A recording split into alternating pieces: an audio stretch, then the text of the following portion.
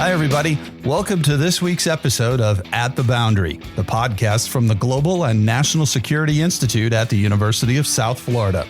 I'm Glenn Beckman with GNSI and your host for today's At the Boundary. We're going to be talking about the Army's decision to change their standard issue rifle.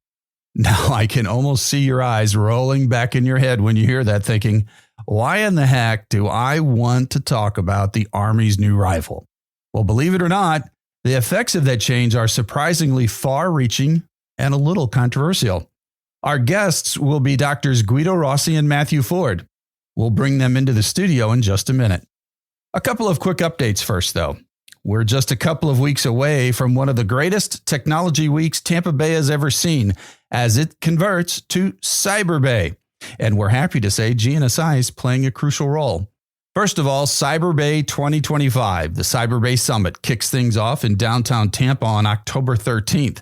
It's the first event of a bold initiative to unite world-class higher education, military partnership, and private sector excellence to protect our digital borders. The three-day event features a stacked lineup of speakers, including our executive director here at GNSI, retired Marine Corps General Frank McKenzie. The event is close to selling out from what I've been told, so if you want to reserve a spot, do so very, very soon. We'll drop a link in the episode notes. Following that, on October 16th, we're excited to host the 12th annual Cyber Beacon Conference here on the Tampa campus of USF. Cyber Beacon is the flagship conference of the College of Information and Cyberspace at the National Defense University, and for the first time ever, they're taking the conference on the road and out of D.C. We're proud and honored that they've selected GNSI and USF as the location for this year's conference. Registration is open for Cyber Beacon, and we think it would be a great idea for you to join us, either online or at the Marshall Student Center here on campus. There'll be a registration link and website in the show notes. Okay, it's time now to talk about the U.S. Army's next generation squad weapon rifle, otherwise known as the M7. But the change to the M7 has not come without controversy, as questions have arisen about the weapon, most specifically about whether or not the rifle's magazine capacity is sufficient for combat. And that's where we're going to turn things over to our featured interview today. GNSI research fellow and military historian Dr. Guido Rossi, connected with Dr. Matthew Ford, a weapons expert and associate professor in war studies at the Swedish Defense University in Stockholm. Let's hear what they have to say about this important change as the Army transitions after almost 20 years to the new M7. Hi, Matthew. How are you? I'm very pleased to be here, Guido. Thanks for asking me on. Of course. You know, since you're the author of a very good book on small weapons replacement for the British Army, weapon of choice, we couldn't think of anybody better to discuss this topic. When did the book come out? So Weapon of Choice was published by Oxford University Press and came out in 2017. And as you say, I've been doing some work with the British Army and the Royal Marines to think through replacement of SA-80, which is a fantastic rifle. Before we get anyone writing in about why bullpups are rubbish and we need to move to AR-15 types all the time, I'm just making a pitch now that the bullpup is the way to go. But from what I understand, and it may be wrong, it's the weapon replacement program for the British Army is leading to going away from a bullpup design, right? No? That's an open question. I think it's fair to say. I mean, if they ask me again, I'm going to say go down the bullpup route, mm-hmm. and then I'm going to have lots of gun nuts online telling me that I'm wrong. This is the way gun nerdery works online, I've discovered. But the caliber is going to remain 5.56, right? So my guess is that the British Army will stick to 5.56, yeah. And there's all sorts of good reasons for doing that, but I think it points to some of there's clearly some debates going on across the NATO powers about future small arms ammunition and the various reasons why it might be a good or a bad idea to switch to 6.8 or et cetera, et cetera. And that's clearly the big debate that's going on in the transatlantic area over small arms ammunition for the 2030s, I guess. Mm-hmm. Yeah, right. Why don't you, you mentioned this 6.8 caliber. Why don't you tell us more about that? Where does it come from? And why is that now a sort of topic of current discussion? I'm not going to sit here and work through the full history of that round. Suffice to say that we have a next generation squad weapon competition that came out whenever it was, early 2020s. It started in 2017, and then they selected the new rifle in 2022. 22? Mm-hmm. Yeah, 22. SIG won that, right? So that's the XM7, XM250, the automatic rifle. And the US Army decided to standardize on 6.8 millimeter round. And as I understand it, that's about defeating level 4 body armor out to 600 meters. Again, my knowledge of some of the US decision making on this will clearly show its limitations in the context of other people who are very much more closely associated with the program. But if I think about what I understand from operations in Iraq, Afghanistan, and the like, and certainly, I did a lot of work on SA-80 replacement in 2011 when the first discussions about replacing the British Army's rifle came round about a decade ago, about 14, 15 years ago. And there was a lot of questions about the effectiveness of 5.56 rounds against insurgents in Iraq, but also in Afghanistan. And from my understanding, and I don't know the extent to which this applies from a US perspective as well, but from my understanding, there was some concern about and I use this word advisedly because I don't think it has any basis in science or in wound ballistics, but there was some considerable concern about stopping power of 5.56 millimeter rounds. And indeed, the capacity of the infantry to hit targets out beyond, 200-300 meters. I mean, I think that's a difficult shot at the best of time. But the question was as whether a 5.56 round could. It certainly can carry out to beyond 600 meters or whatever. But what's the possibility of it remaining lethal out to those ranges, especially when the target is hardened or is armored or in some way, shape or form? So, that was a sort of question about the tactical utility of this round, and sort of emerged, at least as I understood it, out of concerns for infantry firepower during the global war on terror. And clearly the operating environments in Iraq and Afghanistan are very different. Afghanistan principally being a more open countryside and with less built up areas, but clearly at the same time, some of the buildings and stuff were, very, very thick walls, and there's no chance that necessarily that a 5.56 round would go through those. So the operating environment was different, and the capacity for infantry to close in Afghanistan compared to in Iraq would have also changed just because of the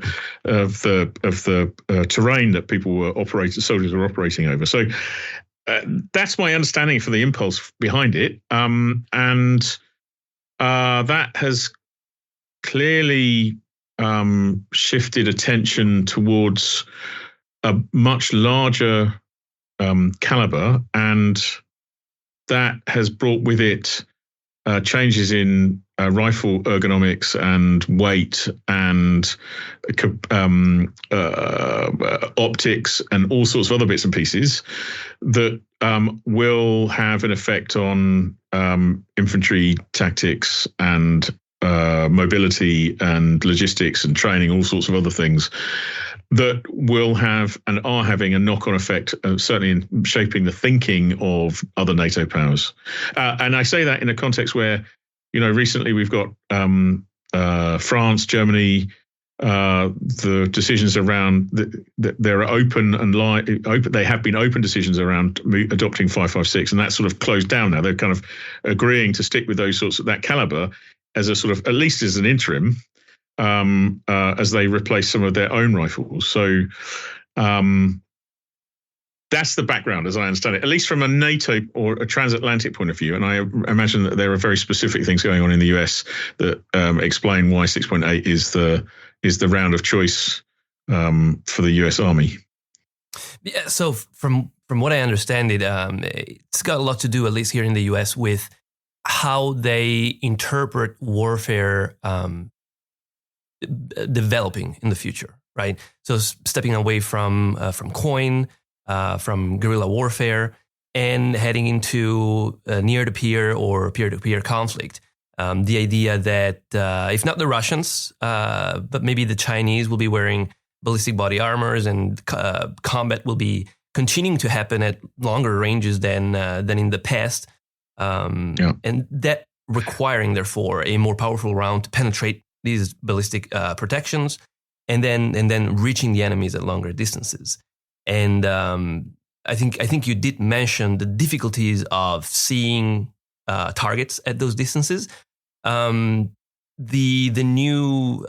new program, the NGSW program, though, from the start envisioned the use of an optical system that would allow overcoming essentially the human barriers of the human eyeball Mark I, and being able to see these targets and then successfully engage them. At the same time, though, I think one of the successful characteristics of the new rifle is that it's remarkably similar in function, and I'd say ergonomics too, to the current M4A1 carbine, which weight. Yes, it's a heavy piece of kit. Mm-hmm. You can see that when I've watched people shooting the thing, and it's enormous. I think. You say ergonomics, but ergonomics including weight. I think that is a challenge, at least as I would see it. But I'm not the average American soldier, so I'm just a poor, wimpy academic who can't carry anything. Yeah, same. No, and you're absolutely right. That is one of the main complaints that I guess arms experts and analysts, and especially the soldiers themselves, have made about the rifle. Although weight is always a concern. Everything will always be too heavy, primarily because the kit of modern soldiers has increased in other respects too, especially ballistic protection. And I think one big problem related to that is that with the increase in weight of the rifle itself and then the ammunition, then the ammunition load will be lower, and therefore also the ability for the soldiers to provide firepower, which is the basic of fire and maneuver tactics. And so the question is, does the potential advantages of a more powerful round overcome the disadvantages that derive from it? There are going to be some significant tactical considerations that need to be adjusted in light of having fewer rounds and relying on optics to achieve better first shot results. And I think there's a couple of things that really strike me. One is that if you're going to carry something, soldier burden is a real problem. Soldier burden makes it hard to close.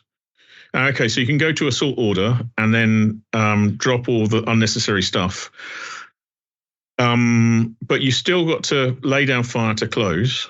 And so this is a move, I'm intrigued, to be honest, about the relationship between suppressive fire and actually what that does for movement when you've got fewer rounds, and whether that implies that, we'll move to some other belt-fed type weapon. The XM250 will solve this challenge. Quickly, can you say what this XM250 is? So that's the automatic rifle. So whether it can bridge the gap or not, and give the means for suppression. That's. And I'm not working on at a tactical level for the US, but in my mind, soldier burden was such a challenge in Afghanistan that you'd have the infantry ideal of closing with the enemy, but the problem is that you'd be carrying so much stuff.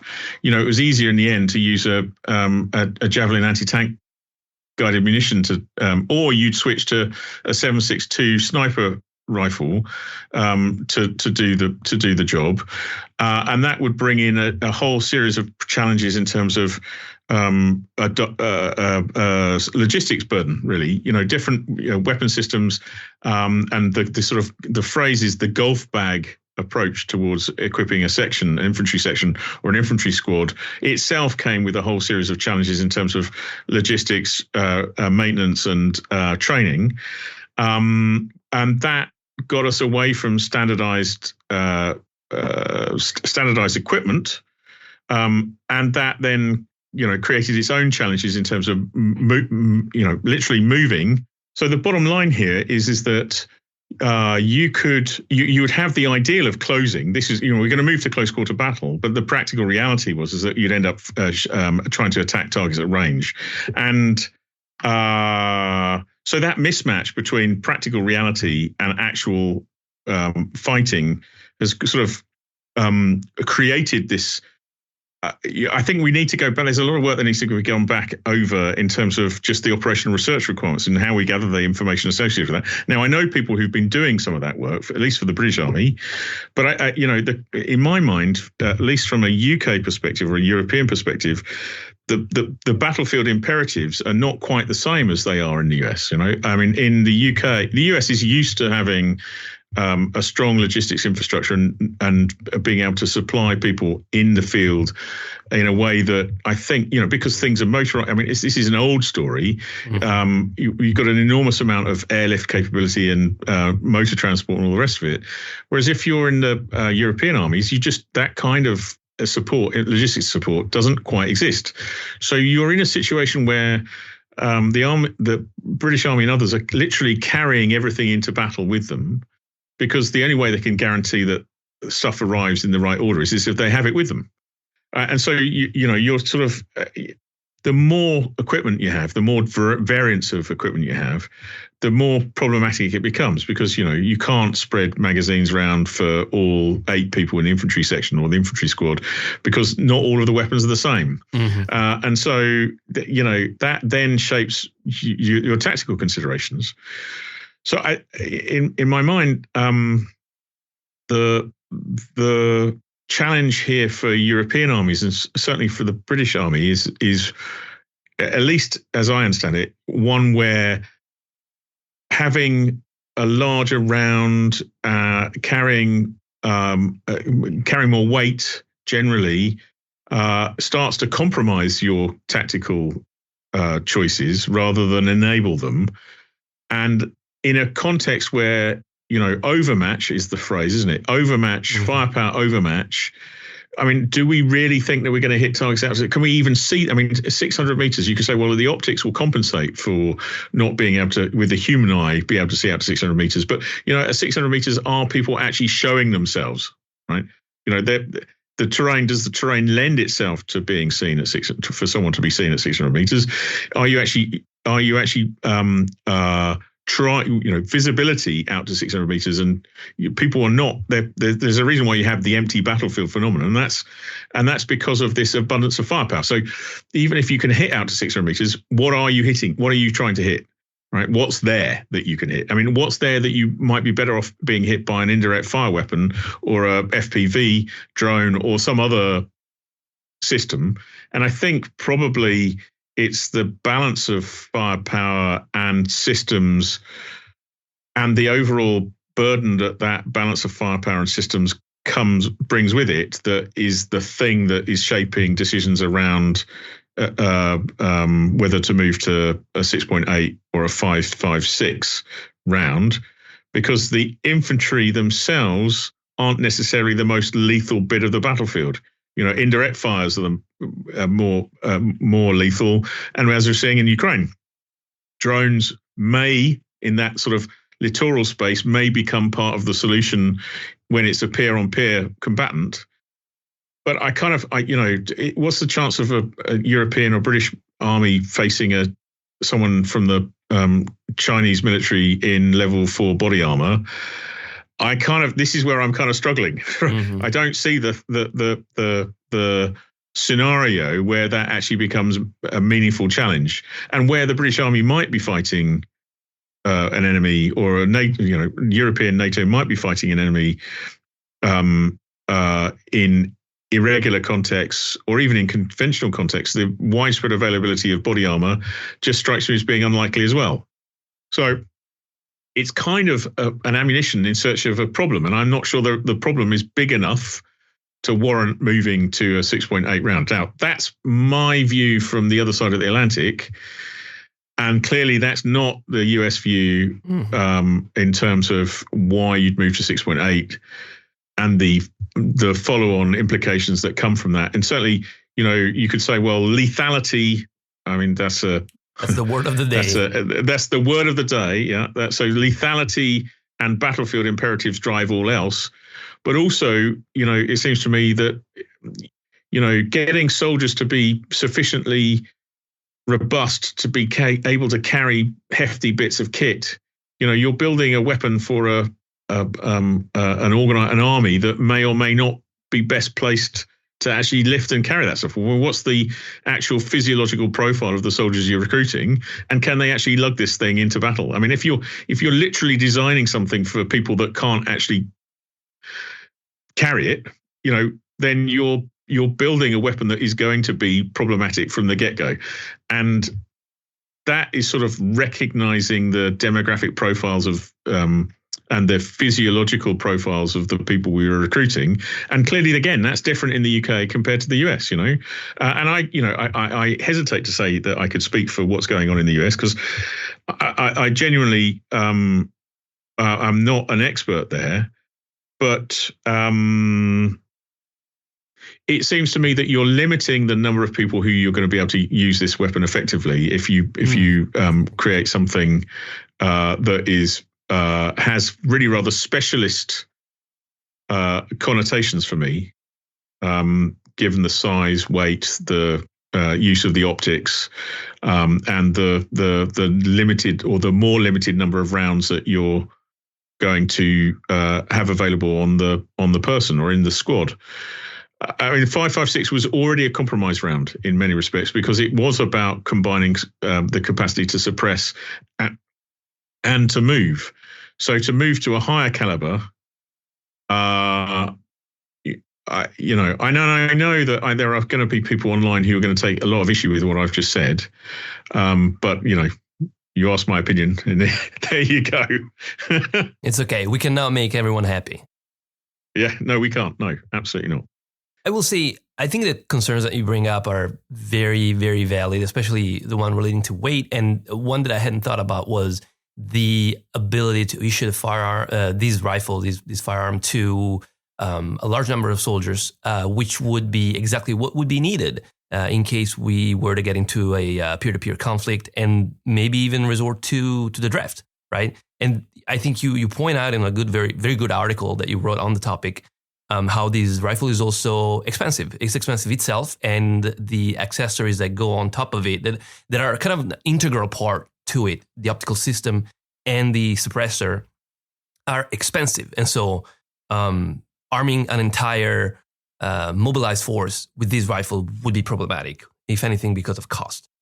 I do see, though, some advantages sharing one round within the same tactical unit.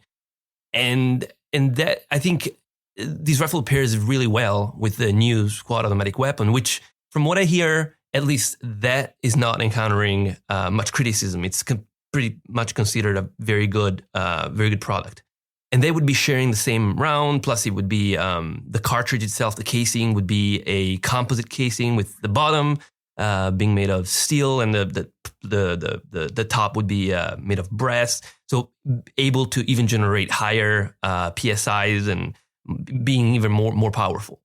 And like the smaller round 556 for the saw, for the M249 saw, from what I understand, that was a bit of a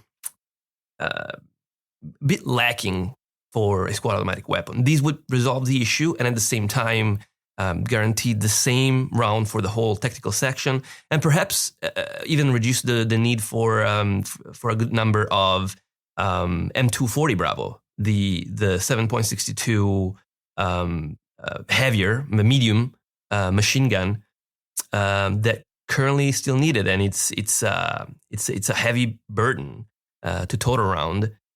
So it would simplify logistics at that level, but like you said, it would be immensely problematic for the same U.S. military, because these new rifle uses a cartridge that no one else uses, right? No one else in the U.S. military uses it. And the other main branch that would be involved in ground combat that would be mostly affected would be the Marine Corps. And they have just selected a new infantry rifle, the M27 infantry rifle. And I'm not sure if they would be keen on reviewing this whole thing. And even more than them would be the rest of the NATO alliance, which they have somewhat recently, all of them, adopted rifles and kind of standardized to 556. And this would be switching to an entirely new round. It's a huge commitment that I think goes well beyond the tactical level, the tactical realm. It's not. I don't think this is just a conversation for the grunts and for gun enthusiasts, because it brings logistics into the conversation. And then I think also, what kind of warfare are we expecting our soldiers to be fighting in the near future? And I think you're totally right. They have not been using ballistic fighters in Iraq and Afghanistan that have not been using ballistic protections. And the Russians, as we have observed them in Ukraine, haven't, or have used kind of cheap ballistic protection. But I think the view from the US is that they're not so much worried about what is the current problem. They really want to get insurance for the worst case scenario in the future. And I do absolutely see the problem of weight, the problem of carrying enough rounds, the cost. However, the idea of preparing for future combat rather than what is the current war or the type of combat experiences that have just happened, I have to say it has some value in my mind. The infantry aren't the killers on the battlefield.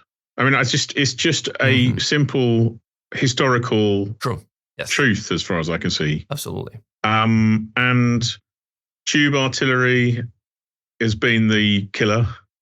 And clearly the question now, given the way drones have been used in Ukraine, there's some question about the utility of the drone or as a potential to bridge that gap in that lethality zone, as it were, beyond 600 meters. If a drone could be made as cheaply as a 5.56 round, then I think the cost benefit calculation will move in favor of a drone. But and if a drone can be made as cheaply as a 60 millimeter mortar round, then again the advantage moves towards the drone. It's not just about cost, but cost. To say it isn't about cost is also not right. I do wonder why you can't take some of the technologies that have been applied in the 6.8 in terms of cartridge design, propellant, makeup, and bullet shape can't just be applied to 5.56. I do think that the US Marine Corps is more heading in the right direction than the US Army, but that's just my personal prejudice. I think changing rifle at this time okay, so there's a moment where the US military is not involved directly in a confrontation. And maybe this is the right time to do it. But, what I know from the history of there's not been a rifle that has been introduced into the British Army that hasn't involved some scandal in some way, shape, or form. And of course, the last time the US went through a process of adopting new small arms, the US went through an enormous amount of scandal as well with the adoption of the M16. And the risk really, I think, is that even though there's lots of care being put into fielding the technology, and we've got sophisticated CNC machines that can make the technology to very precise design, weapons have to be soldier proof. And it's only when things have gone through the process of being soldier proof do we know that the weapon is actually going to be fit for purpose. And so, having something on the range and then having it in battle, I think are two different things. And there's a definite, if I was European NATO, there's a reason why you stick to 5.56. You'd let Americans take the shoulder the risk, and you crack on. You build the supply chain. You reduce the cost of this ammunition and the associated repairs, maintenance, and all the other bits and pieces. And we will stick with what we've got, because we can't see much of a scenario where we might have to confront I don't know what future looks like where 6.8 is the answer. I mean, what is it? Some lethal autonomous weapon? Has drone technology pushed the battlefield out beyond 600 meters? I mean, it clearly has already. Yeah. But then at what point does a 6.8 millimeter round actually become useful? You're going to use a different system for attacking that. Mm-hmm. I mean, the most I'd say the infantry in these kind of contexts are going to be used for holding ground, at which point, the issue of weight isn't necessarily a problem. But if you are going to introduce maneuver, then weight definitely is a problem. Right? And so I think if the future is one in which the infantry, as I said, are just literally holding ground, and then other systems are there to make up for and create the opportunity for maneuver. And if actually the real future is one where we are replacing people with lethal autonomous weapons, then the question becomes, how to ensure that, I could see, a robot or a drone or something equipped with a 6.8 millimeter round that have all the sensors and optics, and then, you build the kit to make it possible to move the weapon system. You'd have a platform for the weapon system, and then burden wouldn't be necessarily an issue. But,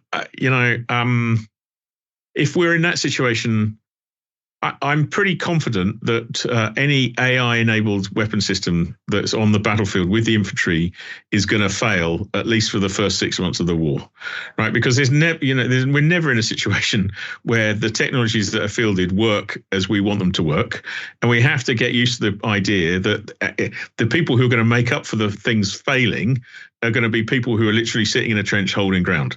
And under those circumstances, having a tried and tested weapon system is much, much more important than hoping that new technologies are going to solve the challenge. So I kind of, I think, yes, I can understand why there's this sort of moment where the US could spend time investigating, researching, and then fielding 6.8. But I just don't see the logic as being, in any way sensible for other parts of NATO, because, apart from the supply chains there, not there, and I don't think the battlefield circumstances are there either. Certainly not in the period by which the US will have figured out how to make 6.8 work and created the production line that makes it cost effective to actually buy a new 6.8 platform, 6.8 millimeter weapon platform. Okay, so you don't necessarily envision the need for NATO to necessarily standardize cartridge for small arms? I mean, don't get me wrong. I mean, the process of NATO standardization is arcane and fascinating. It's got a fascinating history in and of itself. And of course, the great thing about NATO standards is that there are NATO standards for everything. So there's a French NATO standard for something, and a German NATO standard for something, and a British NATO standard for something. They're all NATO standards, but they all allow all of their various industrial bases to carry on doing what they were doing previously. So, there will be a NATO standard called 6.8 millimeter, and then the other NATO powers, sovereign powers, will be free to choose that 6.8 millimeter round if they want.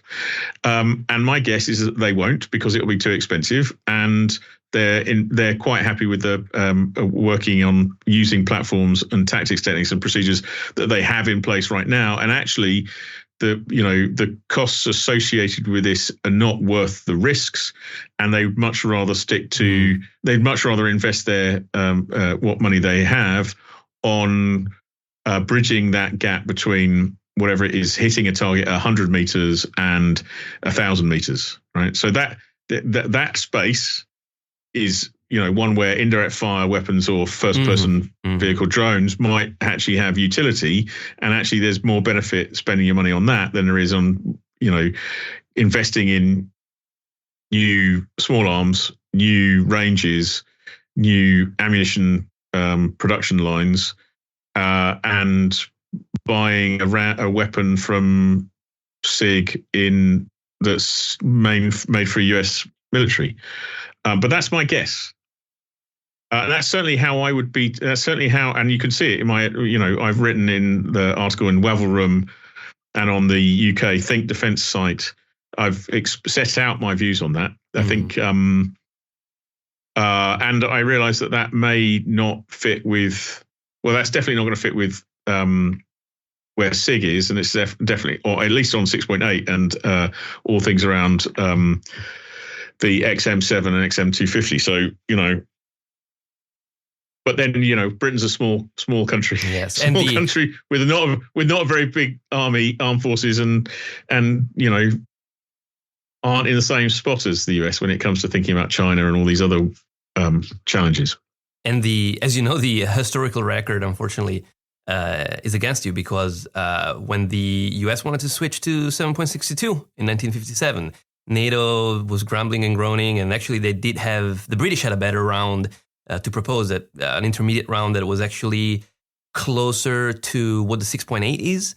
And then the whole NATO had to follow suit. They ended up adopting the 7.62 and then get rifles in that caliber. And then the US switched again to, first to 223 Remington, and then which became 5.56. And then NATO again had to switch to another round, and that's what they use today. So if the historical record could point us to something, it's the possibility that NATO would be bullied by the US again to switch, and then eventually maybe adopt rifles in that caliber. So I've written extensively about this in Weapon of Choice around the adoption of the EM2 6.7 millimeter and 5.56 and 7.62. I mean, what you've said is accurate, but only up to a point. When the US adopted 5.56, NATO was still on 7.62, and they were from 1957 to 1979, right? So, and it's only 1979 to 1980 when we had NATO standardization trials, and in that situation, only at that point did the possibility of adopting 5.56 as a NATO standard become open, right? Those trials were to establish whether caseless round 5.56 or 7.62 would be appropriate. The Germans fielded through Heckler and Koch a caseless round. And the Americans, you had SS-109, that's the thing, right? So the 5.56 round that we're using now was designed by the Belgian manufacturer Fabrique Nationale, and it was designed in such a way as to show off the squad automatic weapon, the FN Mini-Me, and because the US liked the FN Mini-Me so much, they adopted the Belgian round. So it wasn't an American round that finally got standardized. It was a Belgian round that got standardized. And that forced the re-barreling and the adoption of the M16, the A2. And because, the previous ammunition didn't work so well, the new ammunition, did not work so well on the old M16. So that, the Belgians, if you will, came out on top as a result of the NATO standardization trials, because they sold the FN Mini-Me to the US and forced everyone to adopt a Belgian version of the 5.56 round. And in that respect, it wasn't so much bullying as a plucky Belgium managing to weave between the great powers to get a result that would enable them to sell this Mini-Me into the US Army. A very, very effective campaign on standardization. That was a really they were very, very sophisticated and really understood how to persuade the rest of NATO to adopt their round. It's always the Belgians, isn't it? It is the Belgians. You can't. The plucky Belgians. You can't say better than that. One more thing that I again, this is my understanding, and the idea is not so much to go beyond the 500 yards or meters or 600. There was a good paper written some time ago by Captain Earhart about reconquering the half kilometer. So I think what they would like to do is to reconquer the distance between the 200 and the 500 yards or meters at the very top, at the most. Yes, like you said, still artillery and other heavier assets would actually do the killing. But at the same time, issuing these weapons to infantry would give the confidence needed to, if engagement happens, to be able to deal with it effectively. It's firepower organic to the company, the platoon, the battalion, and where that firepower sits in that structure. At the lowest level, the squad, a squad or a section wants to know it, but have it. But you can't maneuvering as a squad. Of course, you break down the squad into fire and movement. But if you want to do that even more effectively, you do it at a section or a squad level or a platoon level. And at that point, you start to think about systems that are not just organic to the squad, but could be useful from a platoon or a company level. And I think that's in my mind, there's a sort of systems of systems thing that compensates, and not only compensates, but could be cheaper. And it's still organic to a platoon or a company, and still gives you the option to manage that space between 200, 500 meters and 1,000 meters, which otherwise you'd have to dial in via a battalion asset or something above a battalion. So, to my mind, the extent to which you would, you can see, Guido, that I'm not a supporter. I just don't see why it would necessarily be relevant. But I have every expectation now, if I think about it, now that we've talked about this, that there's going to be a long line of Americans wanting to explain why I've got it wrong. And I look forward to hearing about it in the comments at the bottom of the YouTube presentation. Hopefully. For which you know how to find me. You can find me online, and I'm more than happy to listen to further discussion. Absolutely. I will just say this. I think there's also a good number of Americans who, especially recently, have become quite critical of the idea. But regardless of that, regardless of what we say, the U.S. Army is powering through. They have dropped the experimental designator from the rifle, and they're just steaming ahead. And it looks like it's going to be adapted, unlike the previously the FN SCAR and the XM8. And so, time will tell. Yes. Well, I'm pleased. Folks in the US are experimenting with it rather than the British Army. That's true. Yes. Well, they got more though. Yes, they have, and I'm sure. I mean, I'm not. Of course, the British Army has. I'm sure have been going to the trials and experimenting. But whether it makes sense to switch over or not, I personally have a lot of doubts about it. And it's understandable. Well, Matthew, thank you so much for this conversation. It was very, very interesting, very informative, as always. No problem, Guido. Pleased to be here. Thank you. A special thanks to our guests today, Drs. Guido Rossi and Matthew Ford. Guido is a military historian and a research fellow here at GNSI, while Matthew is an associate professor of war studies at the Swedish Defense University. A pretty intense conversation about a topic that many would consider, at least at first blush, a little mundane. Just another good example of you never know where you'll find an interesting conversation. Next week, we're excited to bring back to the podcast a couple of USF students who spent part of their summer in the UK studying at the International Security Intelligence Program. They also happen to be members of the Future Strategist Program, which is open to all USF students who are interested in careers in national security. May Birch and Kyle Rudd will be our guests as they discuss their experience with some of the world's leading security and intelligence leaders, who they spend 5 weeks with as part of the Cambridge Security Initiative in the UK.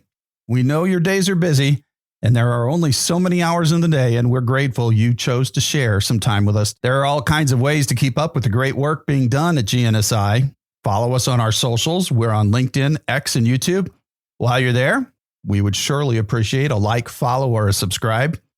We also have nearly 2,500 folks subscribed to our monthly newsletter. You should join them. You can find all this info on our website, usf.edu/GNSI.